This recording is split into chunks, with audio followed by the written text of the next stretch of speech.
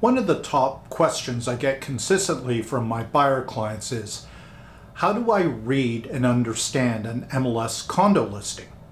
In this educational video, I'll explain each line in a one-page client MLS condo listing from the Toronto Regional Real Estate Board. Before we begin, my name is Marco Sobrevinas, real estate broker of GTA Home Living, powered by Real Estate Homeward Brokerage. GTA Home Living is all about living in Toronto and the GTA, moving anywhere within the region, relocating to Toronto, or moving out of the city. We also cover York, Dufferin, Peel, Durham, Halton, and Simcoe region. And beyond, we transact in Hamilton, Peterborough, the Kawarthas, Northumberland, and Prince Edward County. If you want to know everything about living in Toronto, the GTA, and the surrounding area, subscribe to my channel and tap the bell for notifications so you can be the first to know about the current real estate market in Toronto and the GTA. Whether you're moving in 9 days or 9 months, give us a call, shoot us a text, or send us an email so we can help you make a smooth transition anywhere in the GTA. This video is about how to read and understand MLS listings for condo properties. If you're interested in freehold or houses, search on YouTube for my channel, GTA Home Living. And I have a separate video detailing how to read an MLS freehold or house listing. I'll place one of my recently sold condo listings from MLS on the screen, and let's go over each line item. By the end of the video, you'll know what each info entry means. This is one of my recent condo listings that I sold a few months ago. So let's start with the address, and it's in the top box center of the page. Pretty obvious: street number, street name, and the condo suite number. Right below it is also straightforward: city, province, and postal code.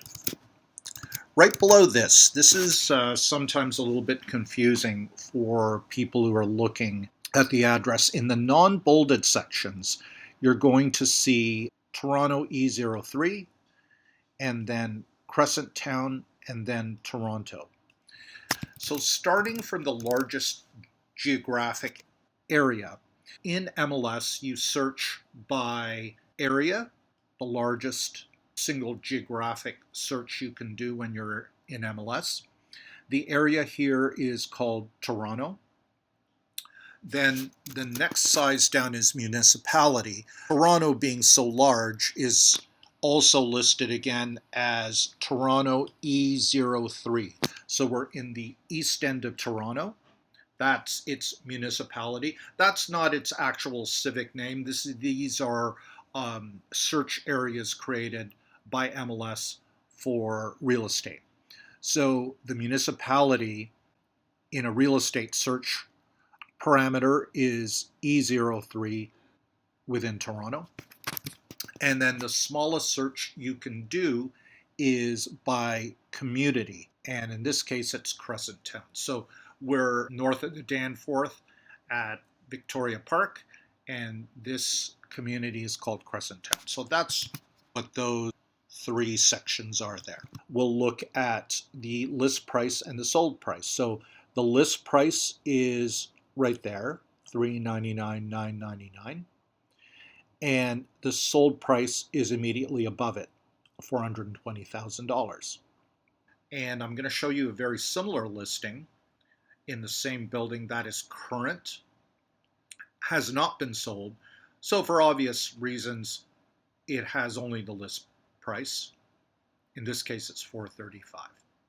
The asking price or list price, and if it's already been sold, if it's a listing that's been sold, the sold price right above it. Now, related to that is a section or an entry called percentage differential. You'll see the percent sign and DIF, and right next to it is a number.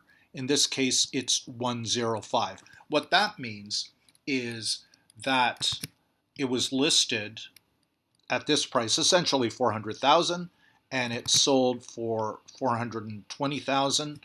That is 5% above asking, Therefore, the differential is 105% of the original list or asking price. So that's what that refers to.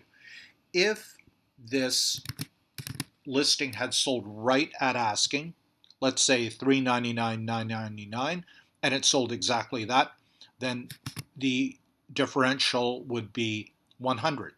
Basically no difference. It's 100% of the asking price. If it sold, let's say, 2% under the asking price of $399, $999, then this differential would be 98. 2% less than 100%, 98. The next entry here is DOM, also closely related to list price and sold price. So what does DOM mean? This is a very frequent question. It means days on market, and it means I listed this condo on a particular day, and then 10 days later it's sold. So that's days on market, 10 days. As a different example, this one, which is still live, has been days on market now at 102 days, so over 3 months. This is property taxes for the property. This is the annual property tax for this unit. Happens to be $866.15. And that property tax amount was declared in 2023. You'll often see that this listing I did was 2024, but often the taxes that the seller has, they'll have the full amount for the previous year. That is acceptable when the listing agent is filling out an MLS listing. The seller doesn't always have the current year's taxes. Look at the year of that tax amount. It may be the previous year because that may be the only number the seller currently has. And now we're talking about the unit itself. Up here is the category, condo, apartment. Other likely categories for condos would be a condo townhouse, other properties that have maintenance fees, but they're not necessarily condos. There are co-ops, equity co-ops, and then the last category that is sometimes seen is co-ownership. Co-ops and co-ownerships are not very common compared to condos. I'll talk about those on a separate video, but the most common thing you're going to see in City of Toronto and the GTA for condos, properties with maintenance fees, are condo apartments and condo townhouses. And right below, what is a style? This is an apartment. The difference between an apartment and a townhouse: an apartment, the front door to the unit goes into a hallway or corridor. Condo townhouse has its front door exiting directly outside. Unit number, that is sometimes, but not always, matching with the unit suite number address. In this case, unit 1, and it's 1601. So it's unit 1 on the 16th floor. Corporation initials for the condo corporation, and then the number. Continuing to move down, the cross streets, the nearest major cross streets is listed here. In this case, it happens to be Victoria Park and Crescent Town. And then below that, property management, it will state the property management company that runs this condo building. In this case, it happens to be York Condo Corporation. Percentage of shares, you'll see that typically for co-ownerships, so we'll ignore that for now because we're focusing on condos. If there's a locker included, the locker number is here, the level that it's on is here. If there's a specific locker unit, it's here. In this case, there is no locker included, so these are all blank. Rooms, these are the total number of rooms in the unit. And one thing I should point out, a strange quirk of listings in MLS is that total number of rooms, in this case it happens to be 4, does include bedrooms, which is listed again here, but it does not include washrooms. The 4 rooms includes the separate bedroom. This is a 1-bedroom condo. For some condo apartment listings, you may find a plus sign in the bedrooms. So here's an example of one of my listings. Bedrooms, it says 1 bedroom plus 1. And what the plus 1 is referring to is a den. So it's not another bedroom, but it's a room, or maybe even just a space, a very large alcove or nook that has no closet and possibly has no window. That is a definition of a den. Sometimes a den can almost be a bedroom. It might have a window, it might have 4 walls and a door, and it can almost be used as a bedroom, but it won't have a closet. And another thing I want to point out about this is that unlike houses, whether it is a freehold house or a condo townhouse, in the case of a house, if you see plus 1, plus 2, whatever, the plus 1 or plus 2 on a house refers to an additional bedroom in a basement. Okay, so for condos, which is what we're talking about here, a plus 1 is a den. In a house, whether it's freehold or a condo townhouse, a plus 1 or more is a basement bedroom. Washrooms are always listed separately in MLS listings. In this case, there's 1 washroom. These 3 numbers further detail it. The first number, 1, refers to 1 washroom. It's a bit repetitive. Then there's an X, then there's a 4. So 1X4. The 4 refers to incoming water, in this case, faucet at the sink. It's the incoming water on the toilet. It's the incoming water on the bathtub faucet. And combined with the bathtub, it's the incoming water on the shower head. So that's considered 4 pieces, not 3. So even though the shower and the bathtub are combined, because they're 2 separate water inlets essentially, it's considered a 4-piece. Okay, that's what that is. Commonly, if it happens to say 2 on that number, it's a powder room, typically a toilet and sink. If it's a 3-piece, it's usually commonly sink, toilet, and shower booth by itself, or a tub by itself. And finally, after the next X, there's the word flat. Flat, it simply means on the same level as the rest of the condo apartment. The MLS number is here. This identifies this specific listing. If your agent sends you this listing and you're interested in it, obviously keep the listing, but also keep the number, and whenever you're looking it up on realtor.ca, on Realm if you have an agent, and third-party search engines, if you quote that number, you'll be able to find the listing easily. Sold date's pretty obvious. This one's already been sold, and then the date's there. Of course, if it's a live listing, there won't be date on the sold date. Is this an assignment that is in pre-construction and is it being assigned to a new potential buyer? No, this is a resale. Fractional ownership, it's not very common. I'll skip that for now. You'll probably almost never see that. The PIN number. The PIN number is not something a buyer necessarily has to concern themselves with. That's more for the listing agent and the real estate lawyers. But what the PIN number does is it identifies this specific property. Okay, let's go to the biggest series of 3 boxes from left to right. Kitchens, that's pretty obvious. There's 1 kitchen. Is there a basement? No, this is a condo apartment, 1 level or flat, no basement. There's a basement in the building, but that is not in the condo unit itself. Fireplace, yes or no? In this case, no. That's pretty obvious.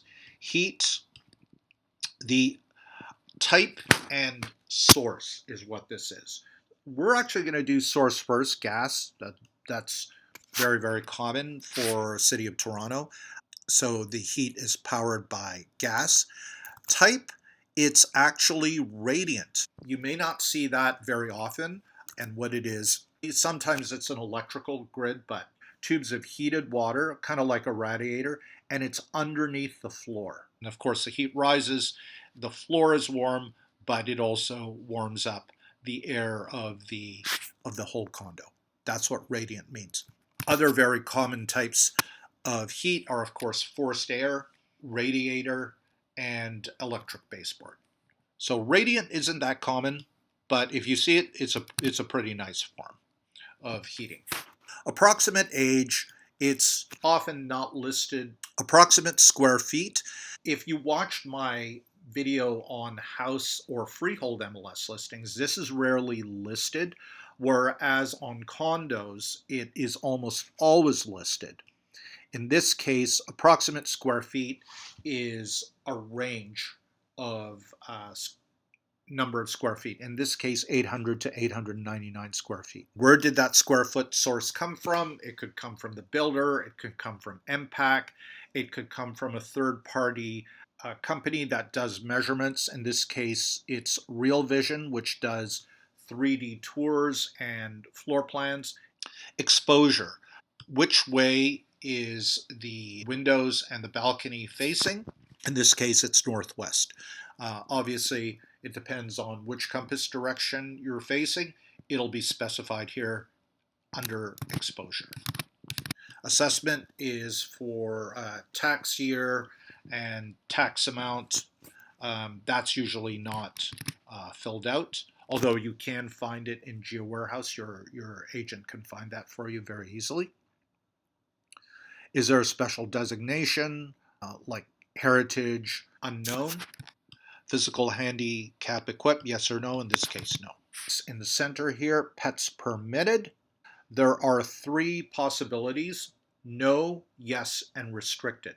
Restricted tends to be quite commonly seen, as well as no, so no pets allowed at all. Restricted, pets are allowed, but you have to look at the condo building rules for what that is. What's often common is there's going to be a maximum limit of pets for a lot of condos in the City of Toronto. So maximum number. There may be a maximum weight for pets allowed. And the third thing is there may be a restriction to types of pets. It may restricted to, very common pets like a cat or a dog. Restricted does not mean no pets. It means pets are allowed, but there's going to be rules involved with it. Next one down, locker, yes or no. As I mentioned, there's no locker on this one, so there's none. If there is a locker, very common for it to be in the basement of the building. Sometimes it's on another floor or the same floor. And sometimes you'll see locker ensuite, and it's basically a big storeroom within the condo itself. So look out for those different types of lockers. Maintenance fee. This is a very important number. Unlike freehold, condos of all types have a monthly maintenance fee. In this case, it's $578.22 per month. What type of air conditioning, if there is one? In this case, it's a window unit. And of course, the other common one would be central air conditioning. Some condo buildings, there may not be any air conditioning. Central vacuum, in this case, there's none, so that's left blank.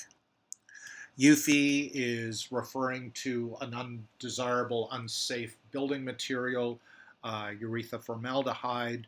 It has to be stated by the listing agent if there's any here in this build. It's been decades since that's been used, so it's very rare to find a property that still has section here that highlights what is included in the maintenance fee and what is not. So the maintenance fee, again, is up here, and it's $578.22. So what is included in that? Cost to maintain the elevator? Yes, that's included. Retirement charge for the condo in the far future? No, that would have to be paid extra by the owners at that time. The taxes, is that included in the maintenance fee? No. By the way, you'll generally find taxes are included on co-ops, but not on condos. Is water use included? It is. So that's included. Heat, in this case gas, is that included in the maintenance fee? It is. Is electricity or hydro included? Yes, it is. Why? Not N for no. That's good. Cable TV is included. So yes, rather than N for no. Central air conditioning included? No, it is not. Remember, this unit has a window unit. Building insurance? Yes, it's included. Parking, is that included? No, it is not. But we'll talk about the parking on this building later on, but that is not included. That shows you here in the center section what is included and what is not. If it's included, it will say yes. If it's not included, it'll say no. Or sometimes it's left blank if it doesn't apply, because there's no central air conditioning in this building, so it doesn't apply. Comment about this. Probably noticed a lot of the utilities are included, and you're going to find a trend in City of Toronto. When you look at the maintenance fee on an older building, it tends to be higher. If we were to compare the price of this condo to a newer build, the maintenance fee on this one is probably going to be higher. But there are two reasons for that. As you just saw, in this case, it includes a lot of the utilities. So that amount may not be as high as you think. The other effect on maintenance fees seeming to be higher on older units is that for the price, you're getting a lot more square footage on the older builds than you are on the newer builds. So that will also affect the maintenance fee upwards. So keep that in mind. Certification level, energy certificate, and green PIS, that's often just left blank, or they're not available. Property features, here I put in pets allowed with restrictions just to clarify what that meant. The right-hand box describing the unit. Balcony, yes, there's one, and it's an open balcony. It could also be a closed balcony. It could be a Juliet, which is basically just a very large window, but there's no platform. Or it could be no balcony at all. So those are the most common balcony types you're going to find. Is there ensuite laundry? In this unit, there happens to be no ensuite laundry. I know for a fact that in this condo development, there are some units that have it and some that don't. This building is a lot of the units that have laundry were retrofitted afterwards. Laundry level, there are laundry rooms in this condo building, the main level, so it shows you the location over here, main floor. Exterior, it's brick, describing the whole building now, not just the specific unit. It says garage parking, 1. So nominally, there's no parking unit involved here.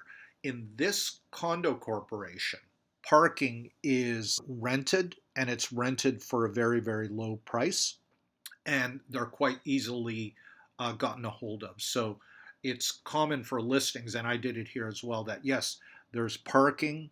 You can get a parking spot, and it is a rental. It's not owned.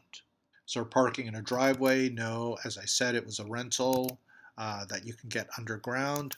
Parking price per month, I talk about that in another section of the schedule for this listing because it's optional. Where would the parking level be? It would be in B2 if the buyer decided to rent one, which they are not obligated to do in this case. The last two sections here, building amenities, that's describing what's available. So there's a concierge, yes, gym, indoor pool, party meeting rooms that you could borrow. Is there a rec room? Yes. There is also visitor parking. And finally, common elements included. Yes, that's included in the maintenance fee as well, and it happens to be listed here. Let's move on to the section of rooms. And what we have here, mentioned at the top, the 4 rooms, and we've got them listed down here. Again, as I mentioned earlier, washrooms are listed in a separate category altogether, but bedrooms are included. First room is the living room.